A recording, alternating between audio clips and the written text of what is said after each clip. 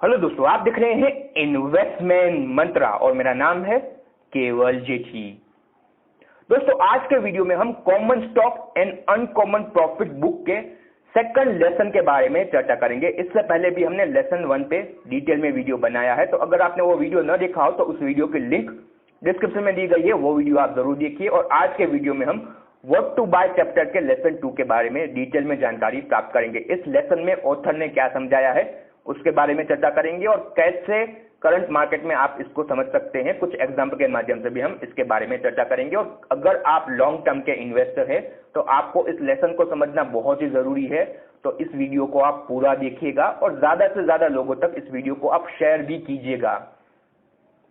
सबसे पहले हम चर्चा करते हैं कि लेसन 2 में ऑथर ने क्या कहा है। तो जो ऑथर ने लिखा है लेसन 2 में, उसका मैं हिंदी में अनुवाद करके आपको समझाता हूं कि ऑथर लेसन 2 में कहते हैं कि जब भी आप किसी कंपनी में निवेश कर रहे हो तो आपको यह देखना जरूरी है कि क्या उस कंपनी के मैनेजमेंट में वो इच्छा शक्ति है कि वो कंटिन्यूअसली नए प्रोडक्ट या प्रोसेस में अपना इन्वेस्टमेंट करते रहे, ताकि जब भी उनका जो करंट प्रोडक्ट है वो अपने सेल्स के मैक्सिमम पोटेंशियल तक पहुंच जाए, वहां पे कंपनी के पास ऑलरेडी नया प्रोडक्ट हो जहां पे कंपनी आगे अपने ग्रोथ को लेके जा सके। तो ये बहुत ही ज्यादा जरूरी है। कभी भी अगर आप किसी कंपनी में निवेश करते हैं तो आपको उस कंपनी के रिसर्च एंड डेवलपमेंट के स्पेंड को देखना जरूरी है। जो अच्छी कंपनियां होती है वो कंटिन्यूअसली R&D में स्पेंड करती है और नए नए प्रोडक्ट या प्रोसेस डेवलप करती है ताकि उनकी ग्रोथ बरकरार रहे, या तो कुछ मर्जर के माध्यम से भी कंपनी अपने बिजनेस को एक्सपांड करती रहती है। तो अगर आप लॉन्ग टर्म के इन्वेस्टर हैं तो आपको ये बात ध्यान रखना जरूरी है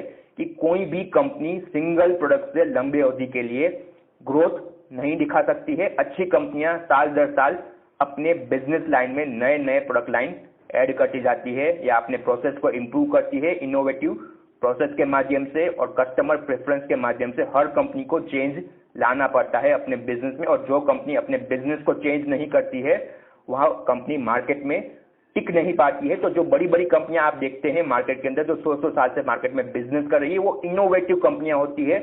रिसर्च एंड डेवलपमेंट के माध्यम से या मर्जर और एक्वाइजेशन के माध्यम से ये कंपनियां साल दर साल अपने बिजनेस को बरकरार रखती है और उसको लंबी अवधि के लिए ग्रोथ के पाथ पे बरकरार रखती है। तो अगर आप ऐसी कंपनियां ढूंढ पाए तो ही आप उस कंपनी में लॉन्ग टर्म के लिए निवेश करें। डेफिनेटली कोई कंपनी शॉर्ट टर्म में किसी प्रोडक्ट के माध्यम से अच्छा खासा ग्रोथ दिखा सकती है, बट सिंगल प्रोडक्ट से कोई कंपनी साल दर साल 10, 12, 15 सालों के लिए एक प्रोडक्ट के माध्यम से ग्रोथ नहीं दिखा सकती है। तो वहां पे रिसर्च एंड डेवलपमेंट, इनोवेशन और मर्जर का बहुत ही ज्यादा अहमियत बन जाता है। तो ये लेसन में ऑथर ने आपको समझाया है, इसको हम एग्जाम्पल के माध्यम से समझने की कोशिश करते हैं। कुछ केस स्टडी हमने यहाँ पे निकाली है। सबसे पहले केस स्टडी है हेवल्स, जो भारत की एक बहुत ही बेहतरीन कंपनी है और कंज्यूमर ड्यूरेबल सेगमेंट के अंदर इस कंपनी ने पिछले 15-20 सालों में बहुत ही बेहतरीन ग्रोथ दिखाई है।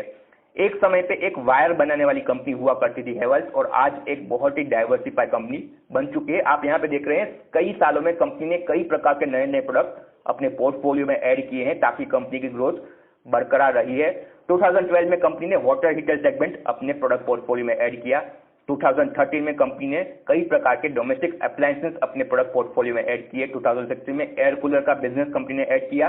2017 में कंपनी ने वाटर प्यूरिफिकेशन का बिजनेस और पर्सनल ग्रूमिंग का प्रोडक्ट का बिजनेस अपने पोर्टफोलियो में ऐड किया। तो हेवल्स हर 2-3 सालों में एक नया बिजनेस वर्टिकल अपने प्रोडक्ट सेगमेंट में ऐड करती जा रही है ताकि कंपनी की जो ग्रोथ है वो बरकरार रहे। कुछ कंपनियां होती है जो अपना प्रॉफिट ज्यादातर एज अ डिविडेंड डिस्ट्रीब्यूट कर देती है, और कुछ कंपनियां होती है जो अपने प्रॉफिट को फिर से अपने बिजनेस में री इन्वेस्ट करती है, और यही कंपनियां जो अपने बिजनेस में फिर से री इन्वेस्ट करती है वो लंबे अवधि में आपको बेहतरीन ग्रोथ बना के दे सकती है। तो जो बहुत ज्यादा डिविडेंड देने वाली कंपनियां होती है वो लंबे अवधि में आपको इतनी सारी अच्छी ग्रोथ नहीं बना के दे सकती है, जिसके सामने ऐसी कंपनियां जो definitely come dividend they but वो कंपनियां जो रिसर्च में बहुत ज्यादा स्पेंड करे, वो कंपनियां लंबे अवधि में मल्टीबैगर आपको रिटर्न बना के दे सकती है। तो हेवल्स इसका एक लाइव एग्जांपल है। सिमिलर वे पे अगर हम चर्चा करें तो हेवल्स ने पिछले 25 सालों के अंदर बहुत ही इनोवेटिव तरीके से मार्केट में ग्रोथ दिखाई है। रिसर्च एंड डेवलपमेंट में ये कंपनी तकरीबन 1 से 3% का अपना स्पेंडिंग करती है हर साल, और एक समय पे प्रोडक्ट बनाने वाली कंपनी आज एक सॉल्यूशन बनाने वाली कंपनी बन चुकी है, और हाउसिंग सॉल्यूशन सेगमेंट में अब ये कंपनी उतरने जा रही है और आईओटी स्मार्ट होम सेगमेंट में हेवल्स आने वाले समय के अंदर भी अच्छा खासा काम कर सकता है। तो ये कंपनी फ्यूचर में भी अपनी ग्रोथ को बरकरार रखेगी अपने R&D के बिजनेस के माध्यम से। दूसरा अगर हम एग्जांपल देखें तो वो है फेसबुक का। फेसबुक ने पिछले 10 सालों में कई सारे एक्वाइजेशन किए। 2012 में फेसबुक ने इंस्टाग्राम को अक्वायर किया तकरीबन $1 बिलियन में। उसके बाद 2014 में भी कंपनी ने ओकोप्लस को अक्वायर किया और 2014 में कंपनी ने व्हाट्सएप को तकरीबन 19 बिलियन में अक्वायर किया और इसके माध्यम से फेसबुक आज विश्व की एक सबसे बड़ी कंपनी बन चुकी है और सोशल मीडिया सेगमेंट के अंदर फेसबुक आज एक बहुत दिग्गज कंपनी बन चुकी है। इंस्टाग्राम, व्हाट्सएप, फेसबुक ये तीनों के तीनों बिजनेस फेसबुक के अंदर ही आते हैं।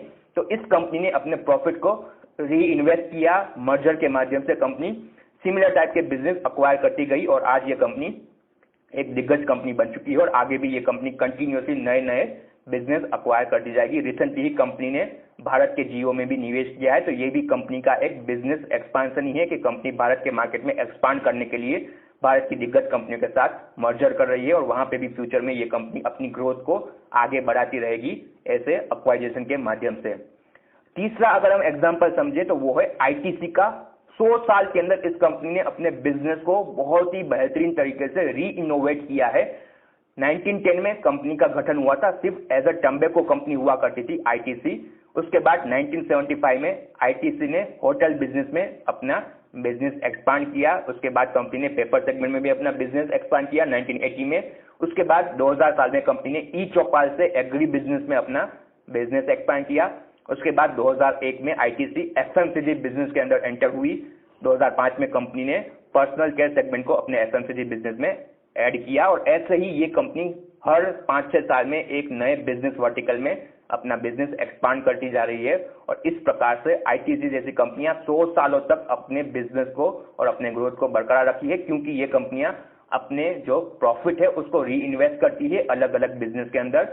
सिर्फ सिगरेट बनाने वाली कंपनी आज होटल बिजनेस में आ चुकी है, एग्री बिजनेस में आ चुकी है, पेपर बिजनेस में आ चुकी है, एफएमसीजी बिजनेस में आ चुकी है। तो इस प्रकार से कंपनी ने ना सिर्फ related product but unrelated business में भी अपने बिजनेस को एक्सपांड किया। इससे कंपनी को तो फायदा होता है, उनके शेयर होल्डर को भी बहुत ही ज्यादा फायदा होता है। तो अगर आप लंबी अवधि के इन्वेस्टर हैं तो आपको इसको समझना जरूरी है। शॉर्ट टर्म में किसी कंपनी में अच्छी ग्रोथ आ सकती है, बट जो इनोवेटिव कंपनियां होती है वो लॉन्ग टर्म में आपको R&D के माध्यम से, एक्वाइजेशन के माध्यम से ग्रोथ बना के देती है। और अगर आप लॉन्ग टर्म के इन्वेस्टर हैं तो आपको इस लेसन को समझना जरूरी है और जो कंपनियां इसको सही तरीके से मार्केट में इंप्लीमेंट करती है उसमें ही आपको निवेश करना चाहिए।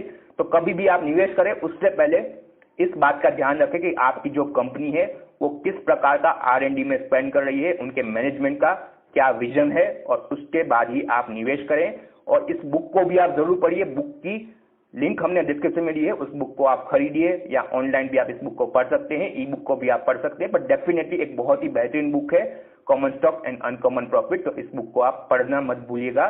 और ये वीडियो कैसा लगा उसके बारे में आप हमें कमेंट में बताइएगा। और इस बुक के हम तीसरे लेसन को लेके जरूर आएंगे, तो उस लेसन को आप मिस ना करें, इसलिए आप हमारे इस चैनल को अभी सब्सक्राइब कीजिए।